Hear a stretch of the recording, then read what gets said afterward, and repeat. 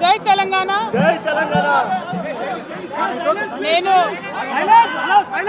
నా కొడుకు Aditya graduation ceremony పూర్తి చేసుకొని అమెరికా నుండి వచ్చే లోపల మరి ఏదో లేఖ లీక్ అయిందని చెప్పి గత 2-3 రోజులుగా చాలా హంగామా నడుస్తున్నట్టుగా తెలుస్తూ ఉన్నది.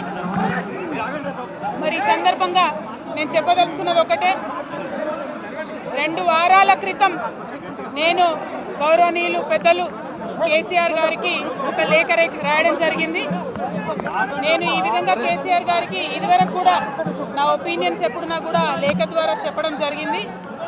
అయితే ఈసారి నేను మొన్ననే చెప్పున్నాను, కుట్రలు కుతంత్రాలు జరుగుతూ ఉన్నాయని. నేను చెప్పిన కొద్ది రోజుల్లోనే మరి నేను అంతర్గతంగా కేసీఆర్ గారికి రాసినటువంటి ఉత్తరం బహిర్గతం కావడం అన్నది, ఇది మరి ఏం జరుగుతుందో అన్నది పార్టీలో ఉన్నటువంటి మనందరం, తెలంగాణ ప్రజలందరూ కూడా ఆలోచించుకోవాల్సినటువంటి విషయం. నేను వేరే ఏం విషయాలు చెప్పలేదు. నేను కేవలం పార్టీలో ఉండేటటువంటి అన్ని స్థాయిలో ఉన్నటువంటి నాయకులందరూ అనుకుంటున్నటువంటి విషయాలు.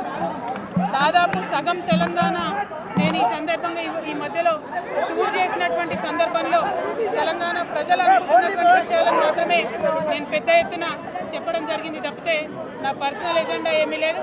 నాకు వ్యక్తిగతంగా ఎవరి మీద ద్వేషం లేదు, ఎవరి మీద ప్రేమ లేదు. కానీ నేను రాసినటువంటి లేఖ చాలా అంతర్గతంగా పార్టీలో మా నాయకుడికి రాసినటువంటిది. అటువంటిది బహిర్గతమైందంటే మరి దాని వెనుక ఉన్నది ఎవరన్నటువంటిది ఆలోచించుకోవాల్సినటువంటి సందర్భం. I have return to my father Shri KCR garu feedback which I got from every stature of the leader from our party and from Telangana people broadly 2 weeks back. I've always written to my father at various stages. Whenever I needed to give him any feedback, I've always written to him. But this time it got out. I believe it is the handiwork of some of the cowards in the party, and the party should decide how to deal with them. I have not written anything negative against KCR garu or the party. To strengthen the party, and to work for the people of Telangana. Feedback mechanism is necessary, and that is what I have done.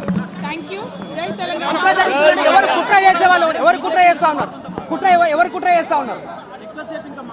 KCR గారు దేవుడు, కేసీఆర్ గారు దేవుడు. కానీ కేసీఆర్ గారి చుట్టుకొని దయ్యాలు ఉన్నాయి. వాళ్ళ వల్ల చాలా నష్టం జరుగుతున్నది. పార్టీలో ఉండేటటువంటి నాకు, నేను కేసీఆర్ గారి కూతుర్ని, అంతరంగికంగా నేను రాసినటువంటి లేఖనే బయటికి వచ్చిందంటే మరి ఇతర సామాన్యుల సంగతి, ఇతరుల పరిస్థితి ఏంటి పార్టీలో అనేది ఇవాళ చర్చ జరగాల్సినటువంటి అవసరం ఉన్నది. దానికోసమే ఇవాళ నేను మీతో మాట్లాడుతూ ఉన్నానంటే, రెగ్యులర్గా నేను ఇచ్చిన ఫీడ్బ్యాక్ అందులో స్పెషల్ ఏం లేదు.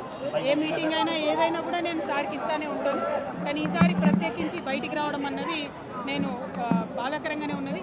అయితే ఈ లేఖ, ఈ విషయం అంతా చూసుకొని కాంగ్రెస్ బీజేపీ పార్టీలు బాగా సంబరపడుతున్నట్టున్నాయి. కోతి కొబ్బరికాయ దొరికినట్టుగా ఏదో బీఆర్ఎస్ పార్టీ ఆగమైంది, కేసీఆర్ గారికి ఏమో అంత సీన్ లేదు. మా నాయకుడు కేసీఆర్ గారే.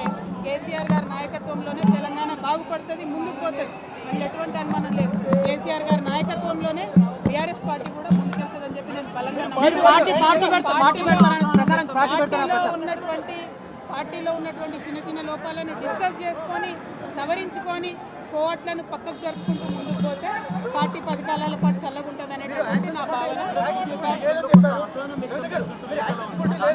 బీజేపీ కానీ కాంగ్రెస్ కానీ తెలంగాణ ప్రజలకు నిలబెట్టింది ఏమీ లేదు.